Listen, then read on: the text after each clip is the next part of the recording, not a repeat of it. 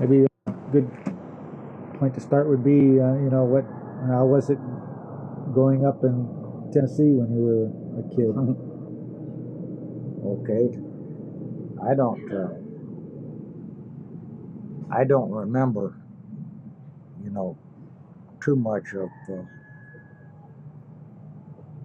about the grandparents on my dad's side.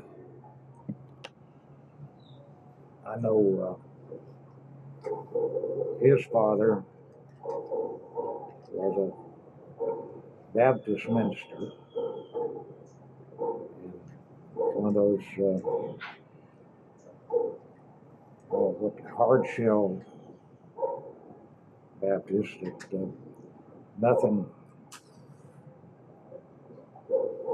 that was enjoyable was permitted. Mean old son of a bitch. He had beard come down to here. You may have seen a picture at Jesse's house. Yeah, I think so, yeah. And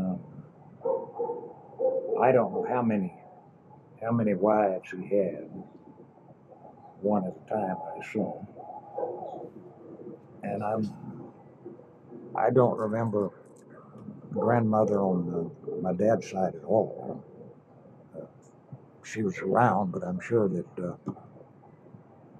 she wasn't too much of an important factor to anybody. My mother's parents, I remember very much more because we were close.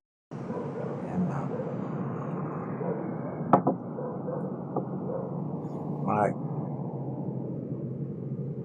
mom's dad was a Bradford. Mom was Bradford, and her mother was Campbell. They both died in 46 or 37. But my biggest memories of my grandfather, he used to get drunk. He had an old hill farm that was back 5 miles or so. I don't know if you ever went down there or not. The Holland? Uh-huh. Yeah, we did a couple of trips down there. Yeah. Okay, well, he grew corn, and you couldn't carry it out because of the road or the lack of it. So he made it into whiskey. His own best customer. I remember especially he had a little pony that must have been 4 foot high. He'd get drunk and ride that damn pony up and down the streets of Baxter, singing them Golden Slippers. He was quite a character. And finally, my grandmother, I guess, cut his drinking down completely. In fact, I think she went to bed and died in bed about 22 years later. I don't think she ever got up for any length of time for something like 20 years over. That was one way to keep him from getting drunk, I guess. I don't know. Anyway, we lived in a house outside of town along the railroad tracks where Dad and Jesse built the house. And Fanny and I were born there, in that house. And we used to, it was about a half a mile into town, and we always walked, and you could walk on the railroad tracks, or you could walk on the road. And my good memories of that was hearing the freight trains at the night. That this time they were hauling mainly coal and steam engines, and some of the engineers were real musicians on those horns, steam whistles actually. Hear them blowing them for miles away, especially after dark at night. And I got used to waking up late at night and early in the mornings, those steam whistles. I love to hear the trains. They'd be pulling maybe 100 to 150 cars of coal.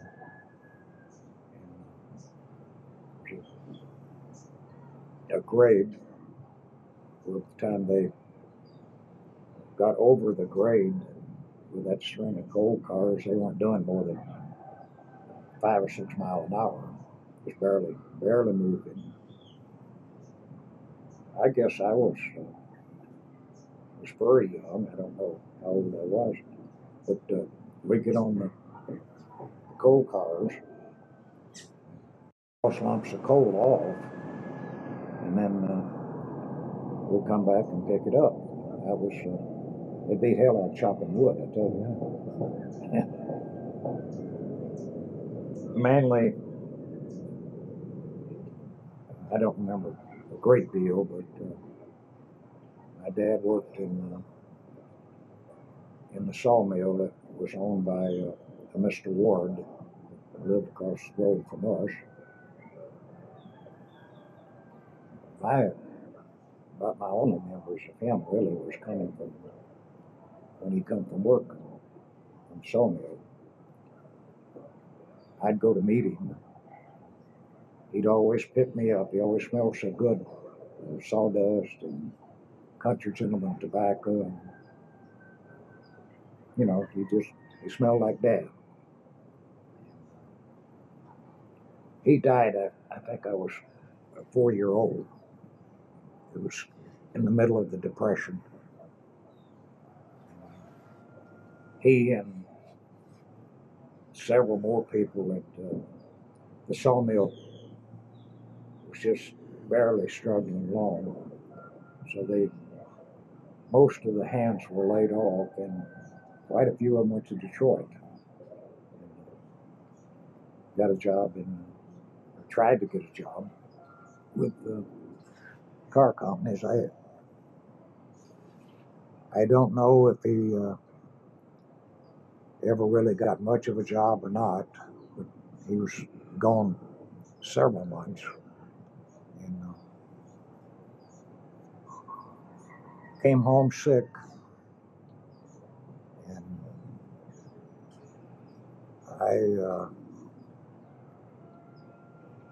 they didn't have any doctors to amount to anything. They probably caught pneumonia, stand out in the unemployment lines and freezing. Anyway, he came home, and about 4 months later, he died. I guess I must have been about 4, maybe 5. Not really sure. It was I was with him when he died. I didn't know what was happening, but I was sitting on the bed holding his hand. It scared me anyway, and I yelled for Mom. That's about my only memories of him. And this was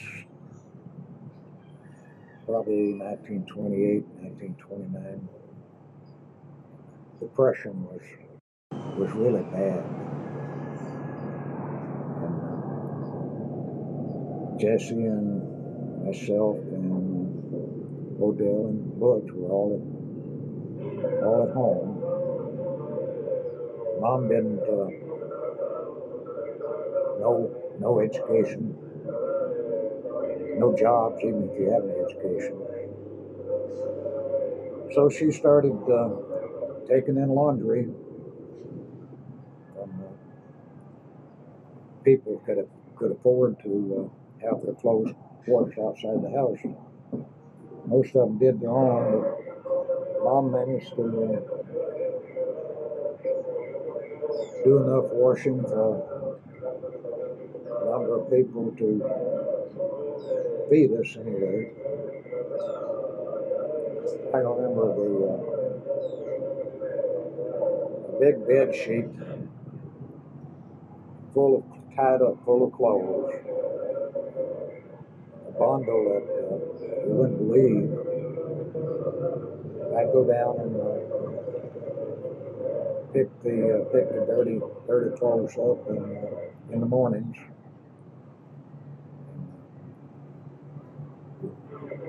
Bring it home. There's no facilities as we know them now. We had to draw all of our water out of the well with a windlass and a bucket. The clothes washing was done outside with a big cast iron boiler kettle with a fire underneath it. Mom would scrub the clothes and then she would boil them in this kettle, pull them out, scrub them again, rinse them, and hang them up. Sometimes especially during the winter, they'd stay there 2 or 3 days before they warmed up enough to dry. Anyway, when they were brought in, dried finally, and the stuff was ironed with a flat iron that was heated on top of the stove. And I would take them back, all this from 40 to 50 cents per bundle. Not a hell of a lot of money, considering the amount of work. But this was a time when sugar was 2 cents a pound. Potatoes were maybe 1 cent a pound. A big bucket of lard, grease, for 60 cents. 3, maybe 5 pounds of cornmeal was 5 or 10 cents a peck. And, so Mom managed to feed us. Beans were about 1 cent a pound. We ate an awful lot of beans, an awful lot of cornbread. Usually had milk. It was, if you didn't have it your own and you had to buy it, most people would have too much, so they'd give it away. But if you had to buy it, you could buy it for 5 cents a gallon. You know, we didn't eat what you would luxury items, but we were never hungry. The cook stove was wood fired. Well, all the heating was by wood, and we had about 30 acres or so, and a lot of it was in wood lots, trees and shorter trees and brush and this and that. So Jesse and Odell would cut the wood and bring it home and let it dry as much as we could, and then we'd cut it up into stove lengths. this is along with our coal stealing that we managed to get off the freight train. We had the heat, and every morning Mom would get up, fire up that damn stove, and we'd have she'd bake biscuits. Sometimes we had what was called fatback. It would have been bacon if it had been cured, and even if we didn't, Mom would always have enough flour where she'd make gravy. And we quite often, breakfast was quite often biscuits and gravy. But everyone, was healthy and no sickness or anything. We'd pick berries, blackberries mainly in the summer. Mom would can them, make jam out of them, whatever. And we had a big, probably half an acre of garden, beans and cabbage, tomatoes, okra, black-eyed peas, sweet potatoes, stuff that we could store. And that's about how I grew up. And usually in November, when it started getting cold, I'd get a pair of lace-up boots. These would last me all winter. Most of the kids, me especially, wore overalls and boots.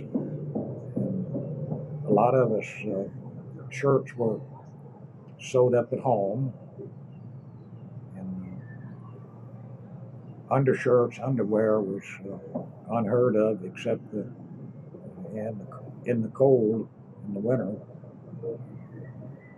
we'd have what they call long johns. In the summer, most people didn't wear anything, especially the kids, anything except a pair of overalls. No shirt, no underwear, no shoes. The high point of the year was when you'd pull it down. My birthday,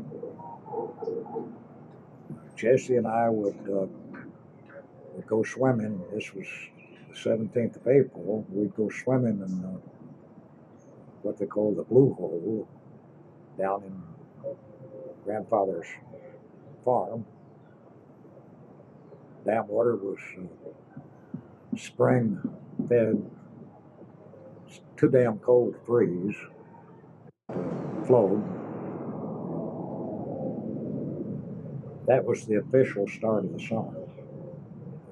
For me anyway, because I'd get my boots off and I wouldn't put them back on until... You're still like that? Yeah. And, the old house was, it had a long front porch the entire length of the house, and a back porch is the entire length of the house. And the damn house is built right on the ground, so it's very low, and it was built out of this rough lumber, and cool in the summertime, cold in hell in the winter. We didn't have electricity. We didn't have anything that you would expect is a necessity now. The toilet was a little shack, maybe 50 yards or so from the house. So when you had to go in the wintertime, it was bad, especially after dark, and cold and all hell. And you'd put your little skinny ass on a board with a hole cut in it and hope you didn't fall in. And you didn't freeze before you could get back in the house. One of their, long after I was a teenager, one of our favorite tricks was to pick up people's outhouse, move it back off the hole 3 foot or so, or 4 foot, set it back down, and start screaming and yelling. The person that property it was would come running out, and we'd be back behind this thing. And it sounded like it was coming from inside. And quite often he rushed out to see what was happening and went in the hole. They were never cleaned out. Lime was sprinkled into them during the summer to keep the flies down. But I think that's probably where I learned to cuss. We had own amusements, which was maybe not amusing to the people involved, but we got a kick out of it. And during there was a school, Baxter Grammar School. That, I'm not sure now, but I think school must have started in latter part of April, May. I don't remember.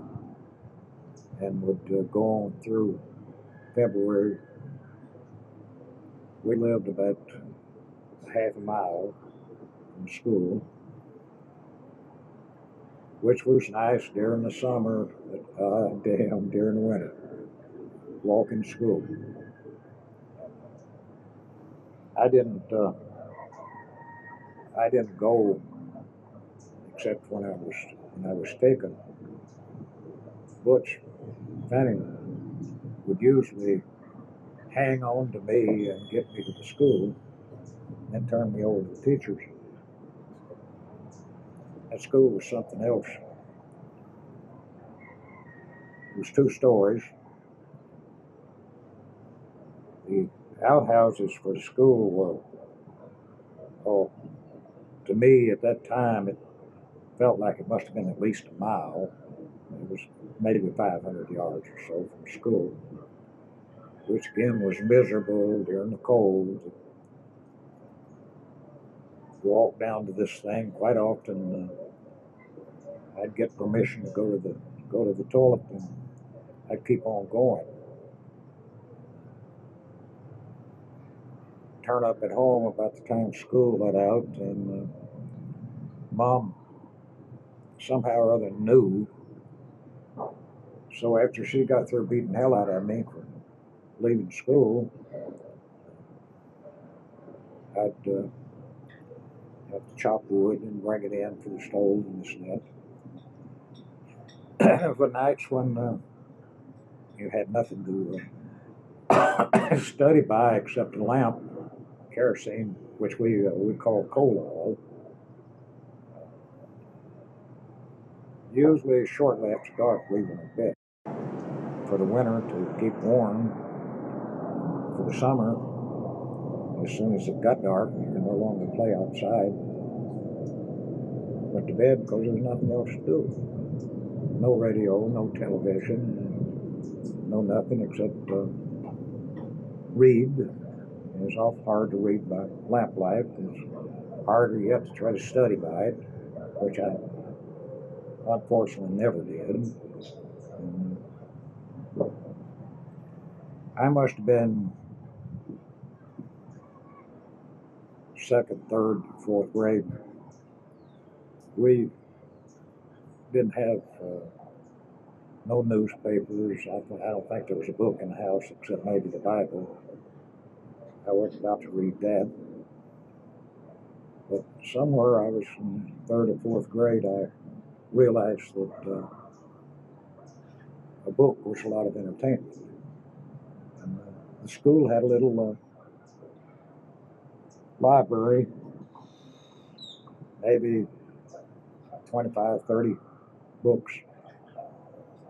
And by the time I was 10-year-old, I'd read everything in that library, and some of them many times over. Because when I learned it was nice to read, I'd let everything else go and read. Mr. Ward got a Sunday paper, the Nashville Times, I forget the name of it, but he'd always get a Sunday one.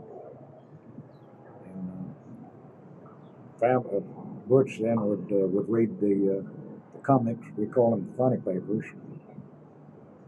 Long before I could read, she'd read these to me. I used to have to bribe hell out of her, promise to do something.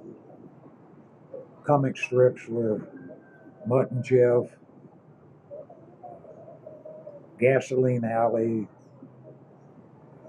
Cats and Jammer Kids, Flash Gordon. It was a kind of a continuing story in these Sunday papers. So I got pretty well involved in that in the library, spelling out words was where I finally learned to read. Probably your best education. Yeah. Yeah, it was something to do, and I enjoyed it, doing it. Never sure as hell didn't read for self-improvement. I read because it amused me. Anyway, we all managed to grow up.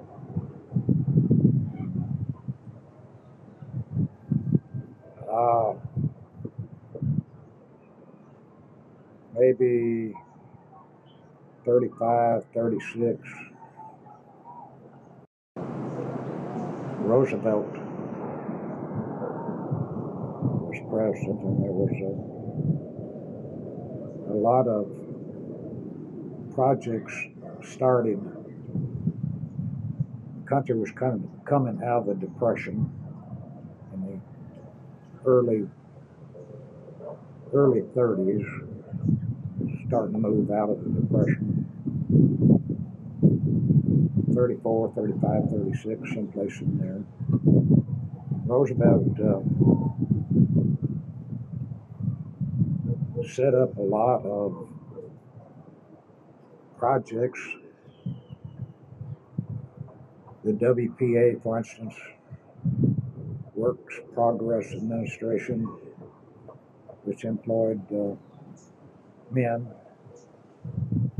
building bridges, digging ditches, building roads, building buildings, which gave some employment. Civilian Conservation Corps, the CCC,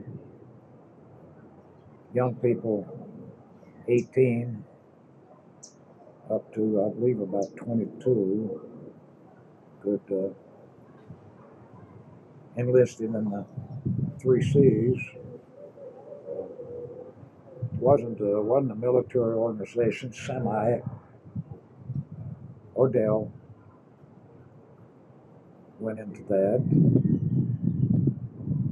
They paid $1 a day, furnished clothes, kind of a uniform, and food. And their projects were very isolated out in the country, building again trails and widening streams and practically anything that was had to do with woods and woodlot and this and that. So that employed a lot of people. And the salary, $1 a day, was sent home to the family, or if they didn't want that, it was kept for them until they were turned out. And they also had an NYA, National Youth, which took probably 13, 14, 15, 16 into various projects, mainly building furniture for schools, chairs and tables and desks. I got into that when I was probably 14.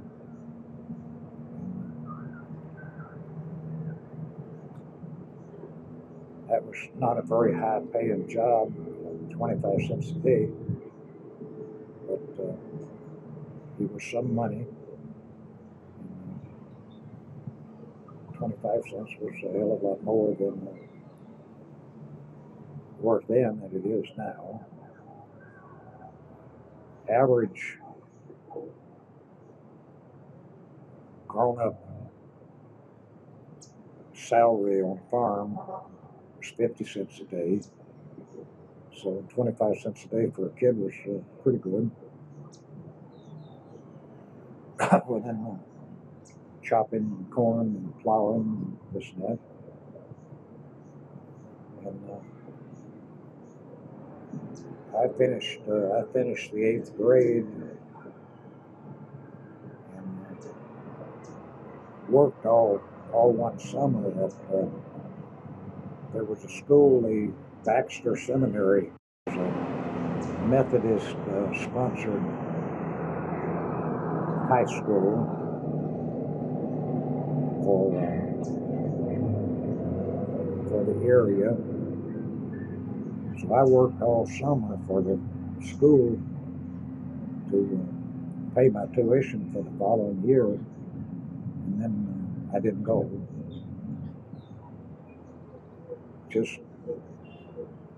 Well, I went maybe 3 or 4 weeks, but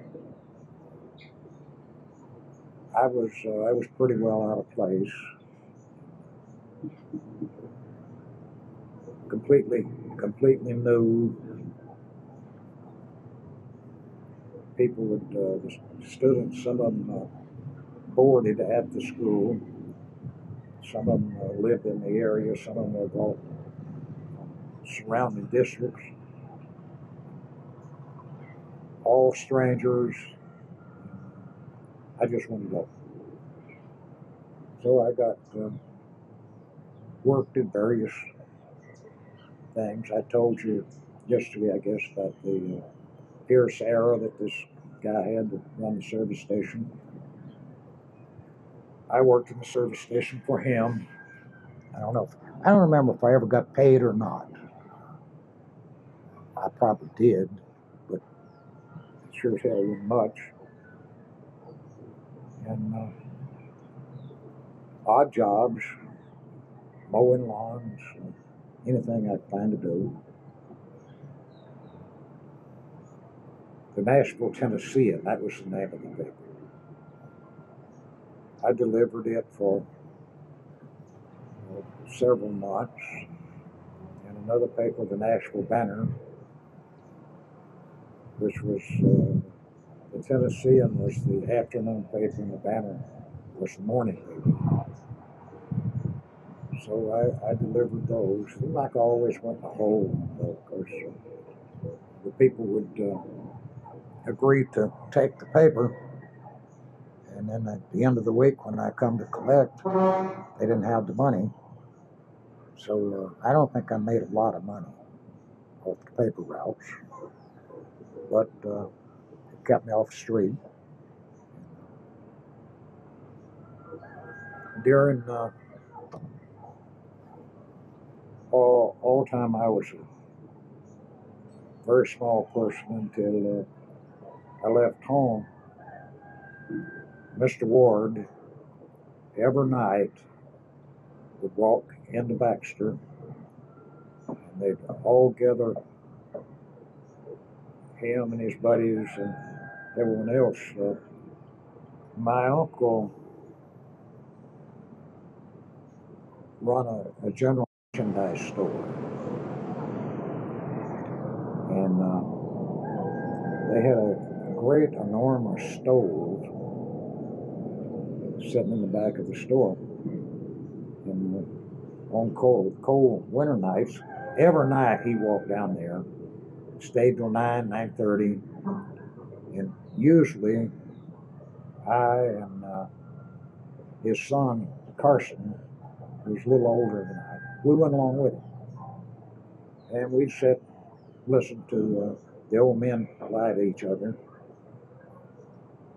about when they were kids, and Mr. Ward and several of them had worked in Louisiana cutting cypress. Some of the tales they would tell, alligators and snakes, working in water up to your waist and cutting the cypress, which is doubtless true. I never got tired of sitting around listening and to their tales. Mr. Ward his name was Wiley, and he had a brother Fate, who they owned the sawmill together. I'm skipping around all over as things come to me. In the mornings, Mr. Ward would ride the horse to the mill, which was about a half a mile. And cold mornings, his horse didn't want to be saddled. Mr. Ward would lead the horse down from his barn. Railroad tracks separated their houses, road on this side of the railroad tracks, my side, house side. So he'd lead the horse down and to a cut bank where the road was, and the bank was up higher. And eventually he'd get the old horse saddled, and then the horse didn't want anybody on him. And Mr. Ward was one of the kindest of people. He'd never mistreat an animal, but he'd have to stand up on the bank in order to get on the horse. So he'd put his leg out, get on the horse would move. Mr. Ward would bring him back. This would go on maybe for an hour, and Mr. Ward would lose his temper, grab his hat, jerk it off his head, throw it on the ground, start stomping on it, jumping up and down on it, cursing. And the horse was not a stupid animal. When Mr. Ward did this, the old horse would stand still until he got on it. I don't think he would ever hit that horse, and the horse knew it, I'm sure, but he was smart enough to know that when the hat come off and Mr. Ward started jumping up and down and cursing, it was time to go to the mill. I mean, this went on for years, and it never varied. Every morning, the same damn thing. And it was, it was some entertainment anyway. And,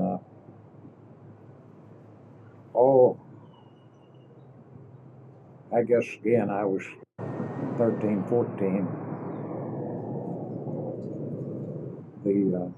The mill was doing pretty well. It was a sawmill as well as a planing mill. And the original setup was the logs would come in on wagons. Mr. Ward could pretty well look at a piece of timber and see how many board feet of lumber was in it. And he would pay them for it, and they'd unload the logs. eventually they'd get around to sawing them. And a sawyer was doubtless, well, he was the highest paid individual working in the mill, because it took quite an eye to so many so many big planks. And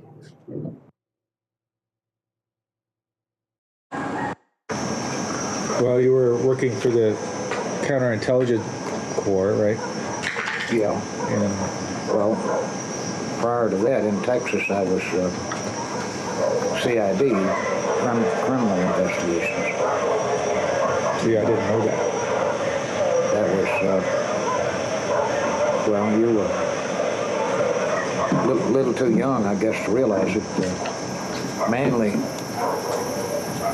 there it was automobile accidents. And we had enough automobile accidents that in 1 year I investigated 3,500 major automobile accidents. So we were busy. There was 4 of us, and that was time I think the 4th Division was at Fort Hood, and they'd get pretty well strung out and going over to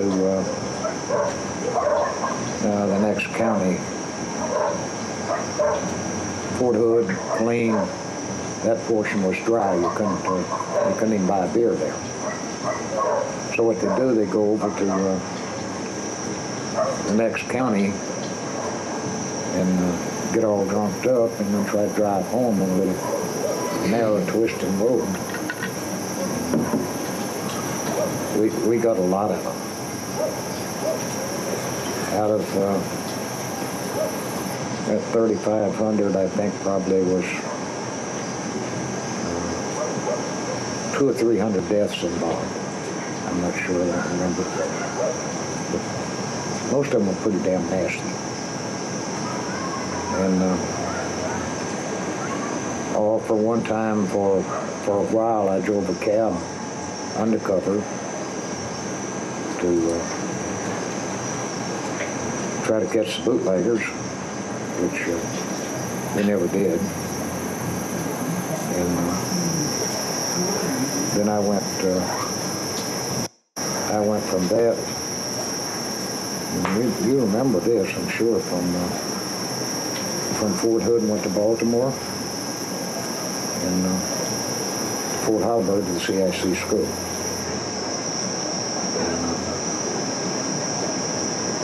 And we were there for 5, maybe 6 months.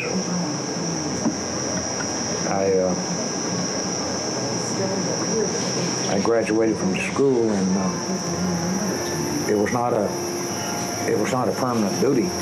Changed the station, so the family was not supposed to be there. But I brought everybody. And then when I graduated, Marilyn and Vicki were in high school, so I got extension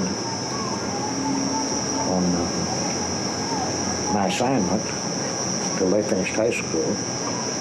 No. And we had a choice of duty assignments, which didn't mean much because you never got it anyway.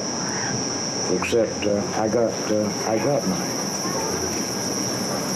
I got sent back to Santa Rosa as CIC. I don't remember that at all. You don't remember that? Oh, that must have been when we had Hill. We bought this pickup truck to tow the trailer back there. A lot of times we had to tow the trailer and the pickup truck with Buick. Almost every hill. And that's when we brought the lot up on Chalk Hill Road and put the trailer up there. Marilyn and Dick went to Santa Rosa High School, I guess. You weren't in school then.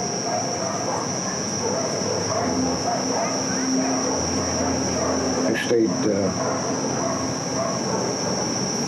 I don't know, maybe a year and a half. I don't remember how long we stayed there. And then I got assigned to Germany.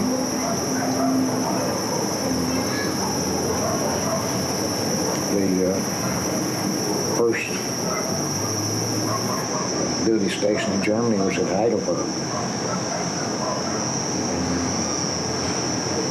I was running, mainly background investigations on people. And at that time, we were looking for East German intelligence agents in West Germany.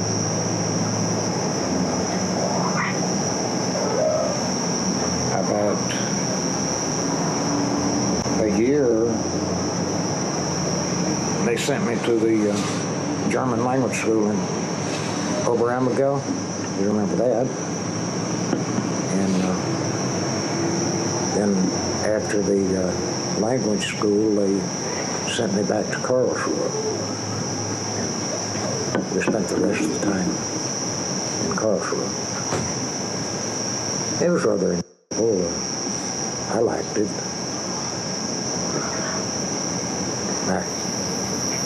My duties weren't very painstaking. We had a few people that we knew were East German agents, and mainly the only thing we did, they were working for East Germany, but actually working for us, because we had them covered on their mail, and we had them covered on their telephone. We had them. Were you using them as information? Uh-huh. So you were using them for information? Yeah. And whether they ever suspected or not, I don't know. Didn't make any difference. Oh, there she goes again. And then after we came back from Germany, what was originally I was to go to Bellingham, Washington, and somewhere on the way from New York to Washington, they changed my orders, and we went to Spokane.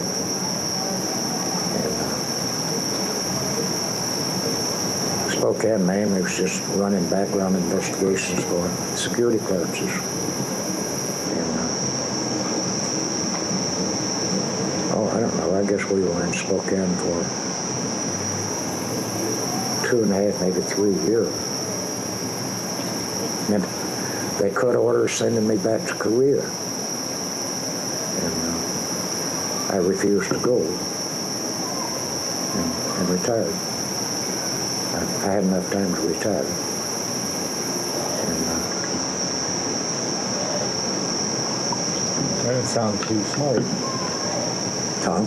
Didn't sound like that was very good personnel planning. No, it wasn't. Well, I'd been, twice to Korea, and I wasn't going back. That country I did not like. I hated it. It was cold, cold, cold all the damn time. And in Korea, I was with a tank outfit in old M41A3, surplus from World War II, and we had. We didn't have much to do except we'd make recon runs up north of 38th Parallel, and try to take prisoners if we could, and if we couldn't, we would just harass them.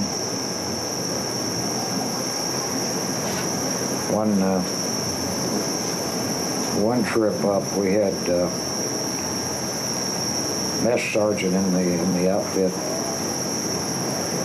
and he wanted to go on patrol with us. You met him, a guy by the name of Mills. That we run up again in Fort Hood. Anyway,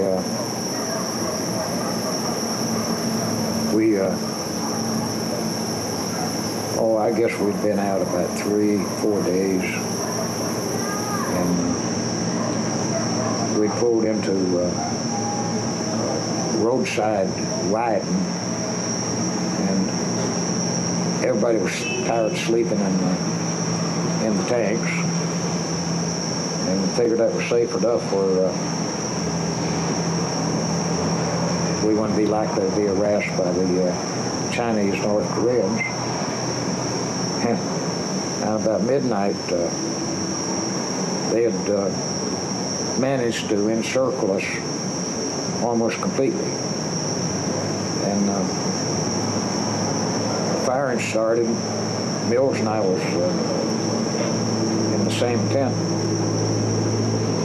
Mills came out of that tent like it had been greased and into a tank, the hatch, where sober, unscared, he could have not got through.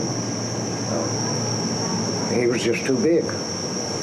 But he went in that damn thing, I don't think he touched the side of it. And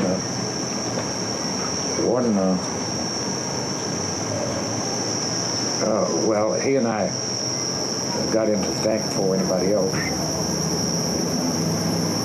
I unlimbered the 50 calibers, and I was just firing. I didn't nothing to fire at except flashes. And I unlimbered the thing, was firing at the various flashes, and stopped to change a belt. Yelled for Mills to help me out with the belts.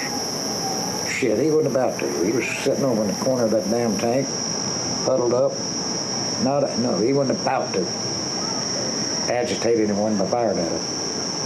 Anyway, it was just a minor patrol dropping in, bouncing into another patrol. And I never did let him live that down, though, even after we came back to Fort Hood, and I met him there again. I never let him live that one down. Well, it's a good thing that his actions didn't harm anybody else. Yeah. I was not bad, I guess. I enjoyed it.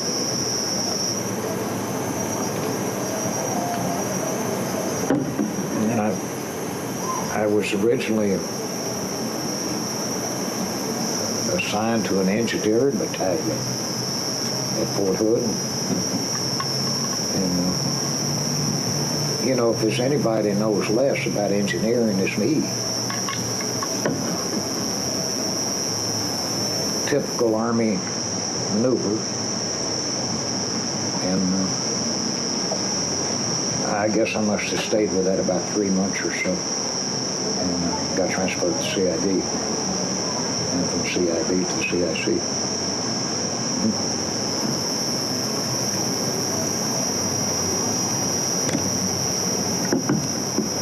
And I drove that old Ford and finally found the house, down logging roads, creek beds, and I finally found the house, but the guy wouldn't talk to me. Nobody in the house would talk to me. Well, where's so-and-so? Yeah, he's out in the woods. Well, when would I don't know. I never did get talked to that son of a bitch. Well, anyway, finally, the hell with it. I wrote it up with the fact that he would not talk, would not even meet me, coming out, I had to drive a creek bed with high sides on it where it washed. The bottom of the creek was rock. Just high sides, about 10, 15 foot. And standing right in the middle of the damn road or creek bed, I couldn't get by, was a great, enormous goddamn bull. Biggest damned animal I think I've ever seen. It's not bullshit either. So like a damn fool, I blew the horn. And that son of a bitch lowered his head, pawed the ground a couple of times, let out a beller, and wham! Into the front of that, in front of Sam's Ford. Backed off 10, 15 foot, dug in, and here he came again. He literally mangled the fenders, radiator, and everything back into the motor.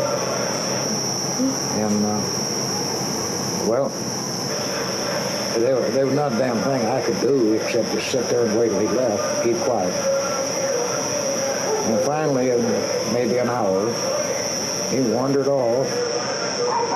I wandered off in the opposite direction and walked up the road. And pretty soon there was a big stake-body truck come by and stopped, and I asked them if they'd give me a ride to the next town, the little town, I don't remember. Yeah, we can give you a ride part of the way, but no way we're going to go into town. Why not? Well, I don't have driver's license, and Highway Patrol saw me. If they ever saw me again in the car, they'd take me to jail. So they took me probably within a mile, and I walked the rest of the way, and I got a wrecker and sent them out to pick up the car, and got back to Spokane, and you know, I had to write up a report losing Uncle Sam's blue Ford, and I told him truthfully exactly what happened. Not a fucking soul believed it. I mean, I wouldn't believe that either, but they finally just wrote it off as some more of my bullshit, and went ahead and gave me another car and had this one repaired. I know because when I retired and went to Seattle to go through the retirement, the major gave me to use while I was there. He gave me my old blue Ford. This must have been in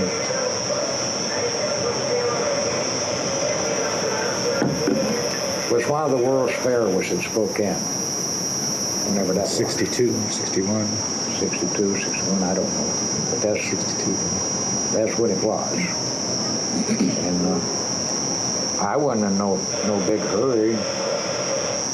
You and the family were already in San Jose. I was already registered in college, and I was no big hurry. I guess I spent a couple of weeks around there. Got a lot of sightseeing in. Met a fairly cute little nurse that Canadian. And we enjoyed it. I'm probably the only person that ever enrolled in college and was still in the Army. When got back to, when I went back to San Jose, I think it was start of the semester. And I met Susie, and that was my downfall. My Waterloo fight.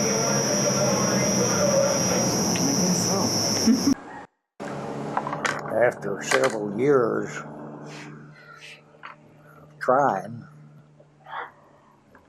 I I finally got accepted for the Navy.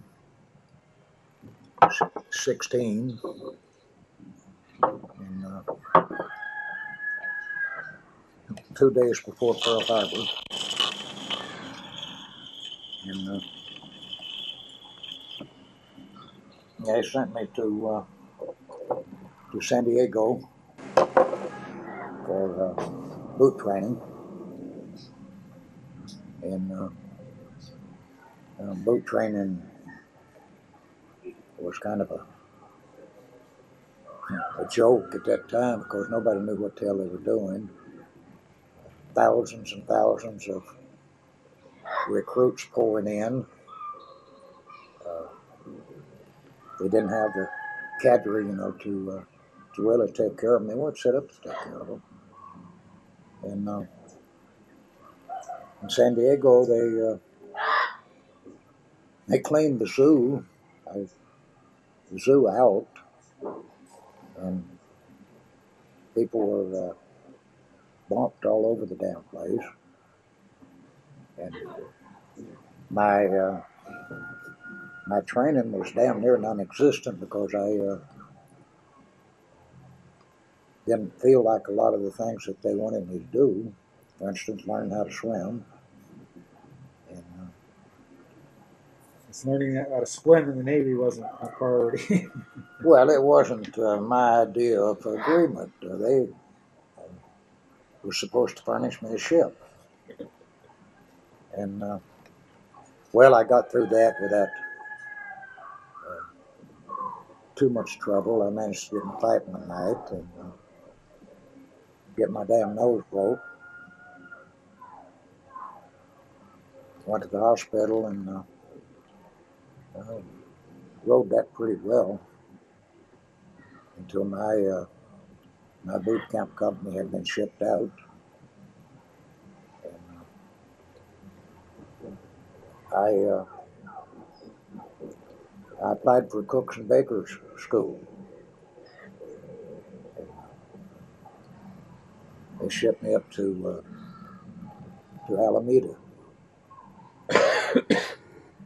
and I went to the cooks and bakers school with no problem. Didn't learn how to cook or bake, but I stayed out of trouble and graduated. From there, I went to Mare Island to as an apprentice cook. 2 big white stripes, seaman second. And I kind of looked into it again. One of the ship's cook in charge of the galley was one of the old timers that really didn't give a damn for much, and he learned pretty well fast that I was the cook. So put me in the storeroom, and I pretty soon I had the storeroom straightened up where you could tell what was in there. And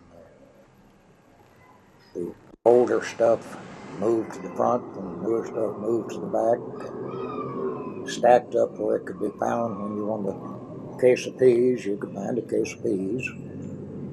And this impressed the hell out of old Joe Couture.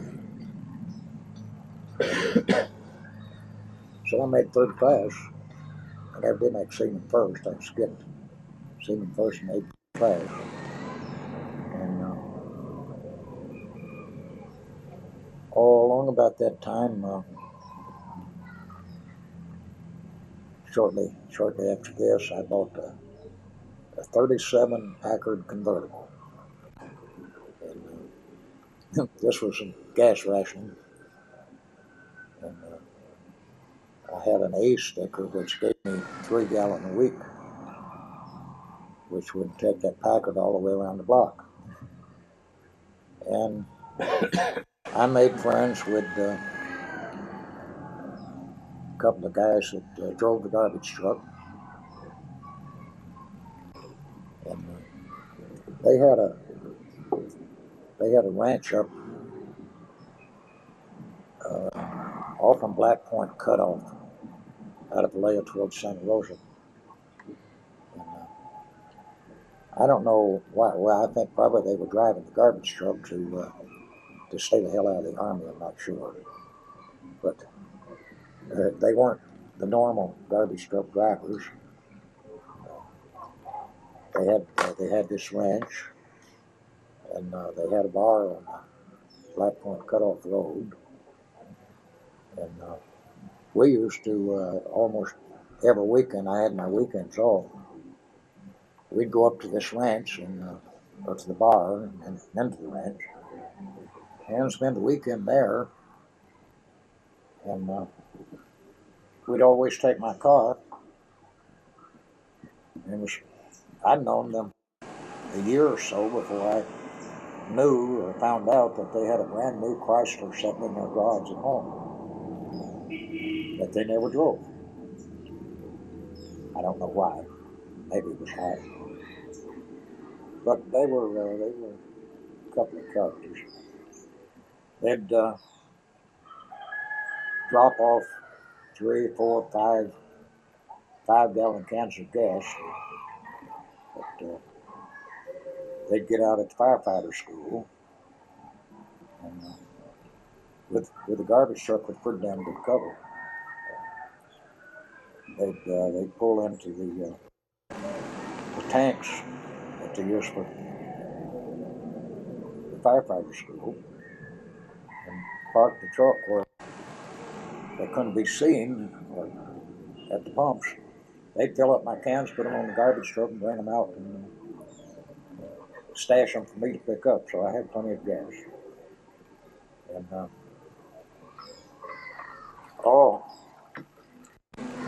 sometime after that, I also got married. 18. Jackie was 17, I guess. And got quarters on their island at the north end. And sometime during, I don't know exactly when, Joe called me in one day and wanted to know if I would be interested in going up to the naval prison. And so I said okay. Went to the prison, 84. Supposedly, I guess, as undercover, part mess sergeant, part undercover. The idea of sending me to the prison, there was quite a few drugs coming into the prison. And I was supposed to find out where they were coming from. And it was an excellent cover. Because nobody in the prison knew if I was a prisoner or if I was a ship's cook in charge of the galley, which was one and the same. Nobody ever figured it out. Nobody ever asked me. They didn't ask me any questions in the prison anymore. And I stayed there, I guess, almost a year. I found out how the drugs were coming into the prison. Every week when supplies were delivered to the prison, the corpsman had to come down to inspect the meat and stuff that went into the prison. And he managed to, these little morphine syrups, he managed to have hundreds of those with him, and he'd bring it in with the meat. So I was supposed to inspect him. And the prisoner that was handling the transaction, kept the money to pay for it in the dishwashing machine in a waterproof box. And money supposedly wasn't to be available to Christians, but he had several $1,000s in one time. Well, anyway, when this was over, I was sent back to the yard barracks. Somebody figured out, well, it might be healthier for me that I was shipped away again. So, well, I mean, the story came out. Everybody knew how the racket had got broke up. And at this time, a lot of the prisoners were given pardons if they weren't too serious. Were being given pardons to go back into the fleet. So I'm not really sure whether I was shipped out as an ex-prisoner or what. I never found out. And, well, I never asked either. So Treasure Island, and then on a boat to Hawaii, and for some unknown fuck up, I guess because my papers were so mixed up that they lost me in Sand Hill at the receiving station, because I don't know why, but because my status, I guess, was so nebulous. I stayed 4 months at the receiving station in Sand Hill. Just waiting for orders. Waiting for orders. Yeah, I was having a great time being sent there to wait for orders. I had no job. I had all the liberty that I wanted. I had the money for, and I'd spend several days down in Honolulu, and I'd just walk out when I was ready. All I ever had was an ID card, but nobody ever questioned it. At one time, I was sitting in the barracks quarters. Well, also, in order to give me something to do, they started me censoring mail of all things in the world. And I heard a sound truck going by calling my name.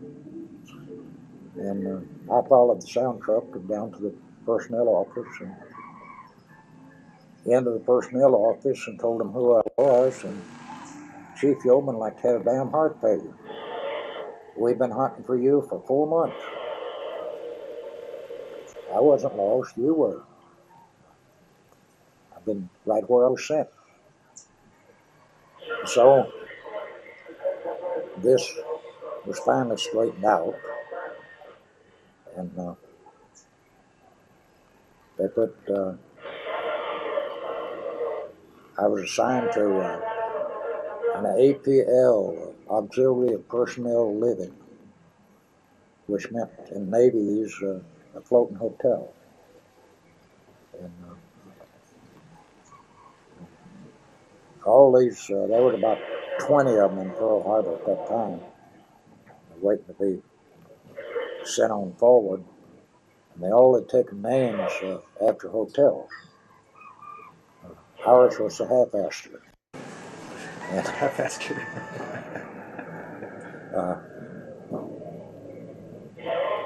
Eventually, I bet there was maybe 25, maybe 30 people in the crew.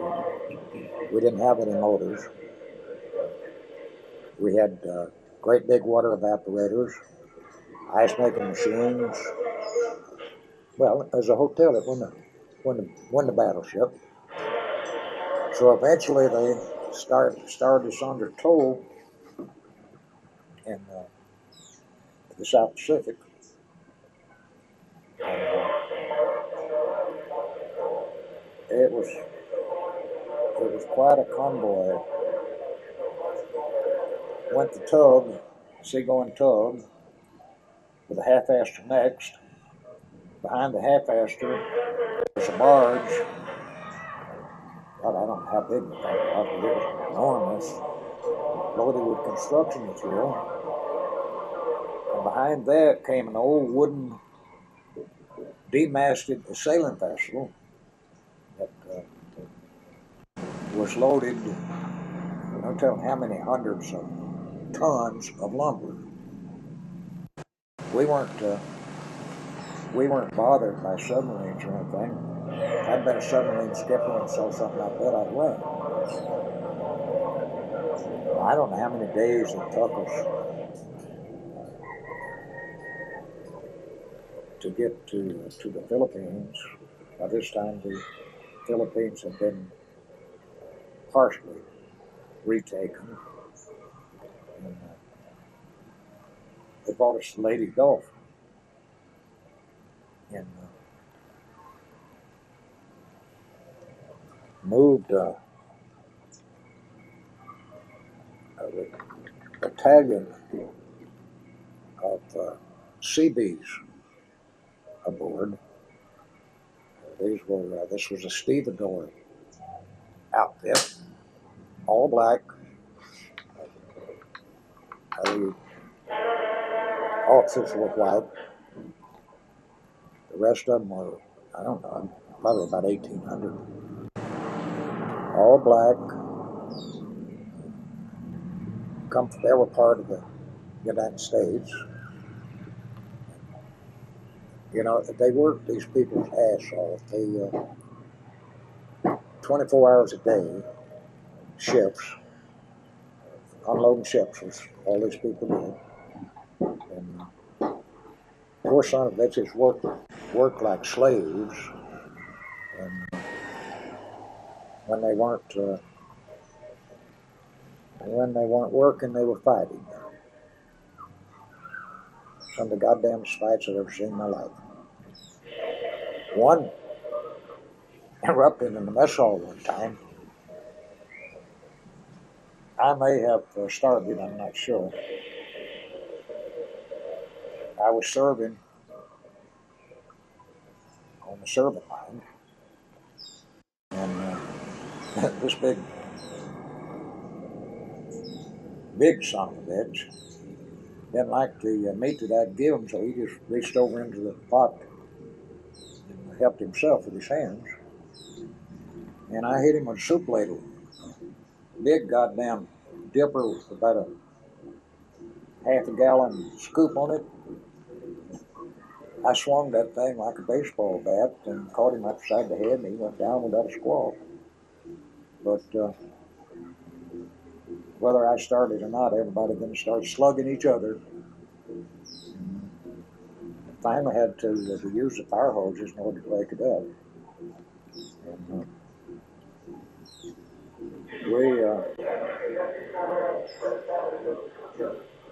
I just done what we were supposed to do. I was in the Philippines when the war was over.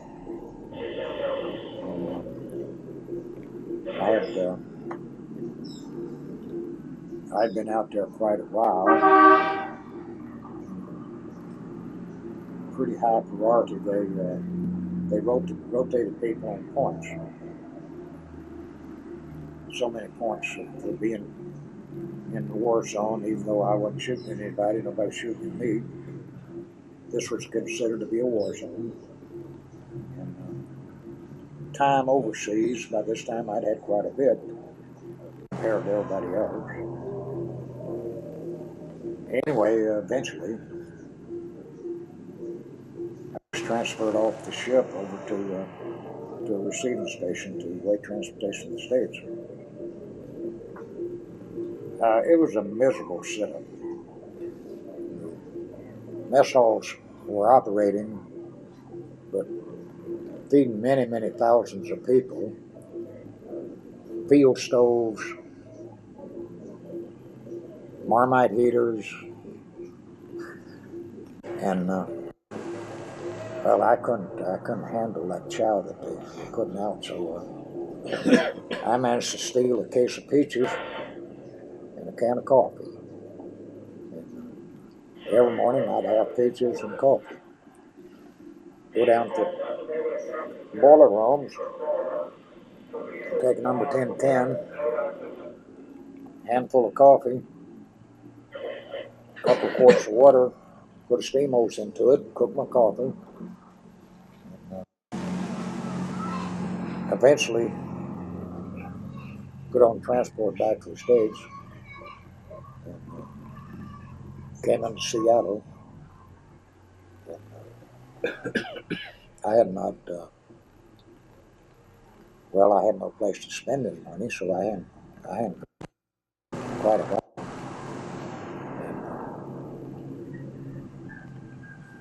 I had several $1,000s, which is the most money I ever had in my life. And they sent us to the receiving ship, and I walked out and went downtown. I learned very early in the Navy if you act like you have the authority to do what you're doing, and you act like you have a very definite goal, and you don't want to be interfered with if something important's happening. Nobody ever bothers you. Passes, I just walk out the main gate like I had a mission, had my orders in my pocket, and I was never bothered. Never asked for a pass, never nothing. So I went down to Seattle and managed to get myself completely blocked hole. And along with the money I had a bunch of Philippine peso notes. They looked just exactly like an American bill, except instead of dollars, it was pesos. And I think the exchange rate at that time was about 10 to 1. I accidentally laid a peso note. I was having a drink in the bar. Accidentally laid a 10 peso note, and the bartender gave me change for $10. This was when beer was 25 cents a bottle. That's mainly all I drank then. And I started to call his attention to it, and I thought, well, shit, why? So I drank my beer, picked up my change, and went to another bar. And this time I did it intentionally. I passed about 50, 60 peso notes for the equivalent $10 bills. And decided enough. So I went back to the bars considerably richer than I'd left. And eventually, I don't know how long I stayed there. I was out almost every night. Coolest. Nobody ever questioned me at all. I did this trick every night. Eventually, I was placed on leave. I think I came out about $7,000 ahead of what I started with. And Jackie was living in Vallejo.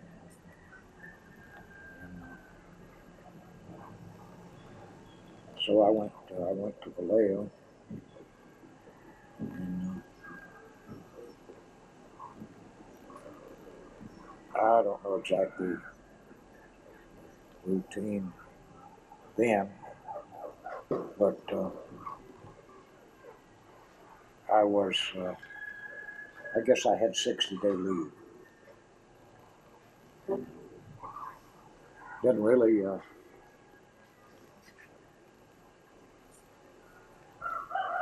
I was out of place. Jackie was more or less a stranger. Sandy was very much Haiti.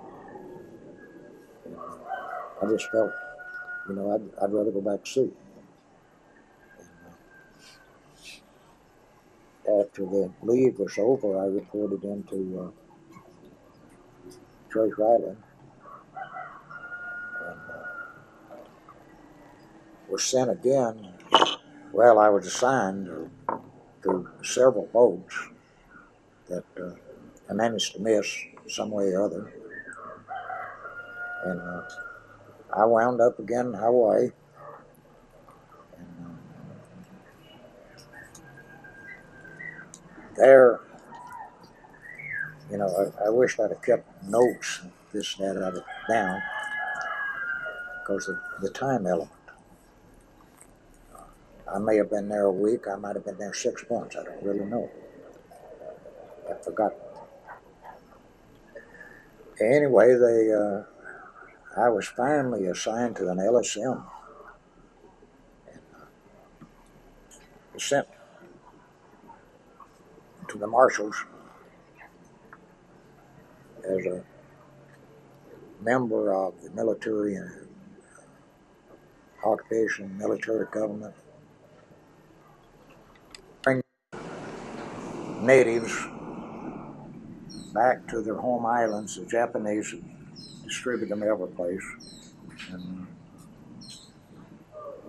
we were transporting these people back to their home islands and trying to get schools started, medical facilities started,